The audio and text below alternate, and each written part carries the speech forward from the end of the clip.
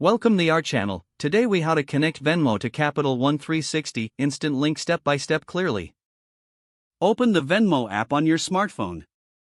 Log into your Venmo account if you're not already signed in. Tap the three horizontal lines in the upper left corner to access the menu.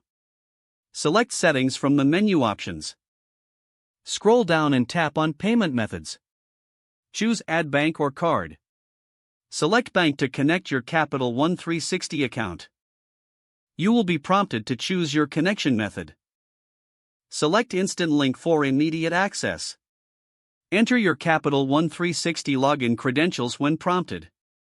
Allow Venmo to connect to your Capital One 360 account. Once verified, you'll see a confirmation of your linked bank account. You can now use your Capital One 360 for Venmo transactions. Check your account details to ensure everything is set up correctly. If needed, you can edit or remove the linked account later in the same settings menu. If the page does not load, refresh the browser or try again in a private or incognito window. Make sure you are using the correct email address, then retype it carefully to avoid small typos. If your password is not accepted, use the reset option and create a new strong password you can remember. Check your spam folder for verification or security emails, then complete any requested confirmation steps. Enable two-factor authentication if available to improve account security and reduce unauthorized access risk. After signing in, review your profile details so your contact information and settings are accurate and current. If you see an error message, note it down and try again after restarting your device and internet connection.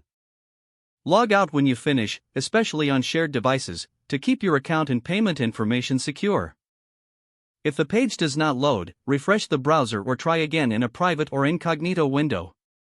Make sure you are using the correct email address, then retype it carefully to avoid small typos. If your password is not accepted, use the reset option and create a new strong password you can remember.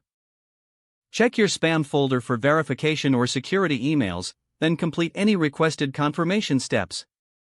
Enable two-factor authentication if available to improve account security and reduce unauthorized access risk.